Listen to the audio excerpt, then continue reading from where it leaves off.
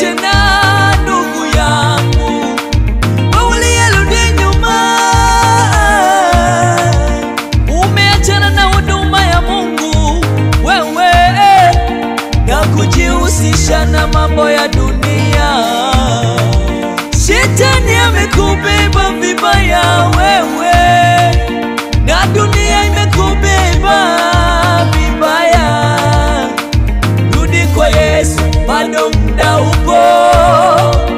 Narudi kwa Yesu, Mungu yuko tayari kukupokea.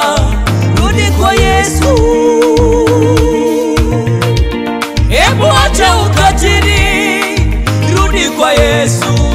Asa mbona unakufuru, bado mapema.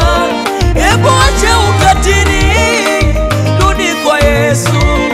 Asa mbona umekufuru mapema.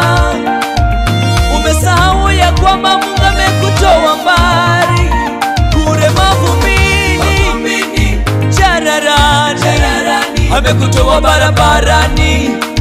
Kumbuka, amekutendea yaliyo mengi sana. Kumbuka, amekupatia mtoto wakati wa ugumba, amekujengea nyumba wakati wa kuishi barabarani, amekufanyia yaliyo mengi sana.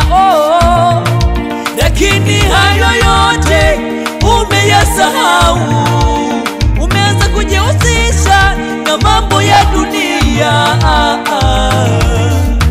Rudi kwa Yesu, rudi kwa Yesu, yuko tayari kukupokea. Rudi kwa Yesu, rudi kwa Yesu, ili aweze kukusafisha. Rudi kwa Yesu, rudi kwa Yesu, yuko tayari kukusamehe. Rudi kwa Yesu wewe, rudi kwa Yesu wewe, rudi kwa Yesu, yuko tayari kukupokea. Rudi kwa Yesu, yuko tayari kukusamehe. Kumbuka yule mwana mpotevu aliomba msamaha kwa baba yake, alisamehewa. Yaliyopita si mbele tuyagange yajayo. Rudi kwa Yesu, yuko tayari kukupokea. Rudi kwa Yesu, yuko tayari kukusamehe. Kumbuka yule mwana mpotevu aliomba msamaha kwa baba yake, alisamehewa.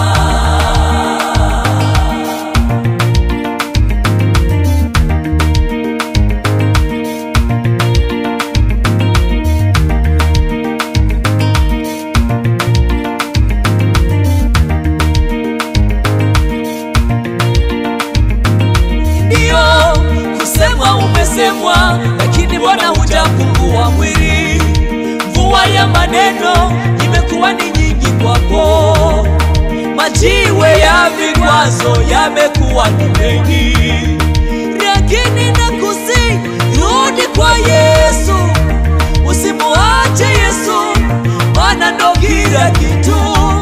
Mahitaji yote tunayoyahitaji hapa duniani, yote ni kwa Yesu. Rudi kwa Yesu, usimusahau, japokuwa umefanyiwa hivyo, usimkufuru yeye. Kumbuka, baada ya haya maisha kuna maisha mengine ya kuelekea mbinguni kwa Baba. Jiulize, utakuwa mgeni wa nani katika ile siku ya kiyama? Rudi kwa Yesu, bado mapema. Rudi kwa Yesu na kushauri. Rudi kwa Yesu, bado mapema. Rudi kwa Yesu na kushauri bure.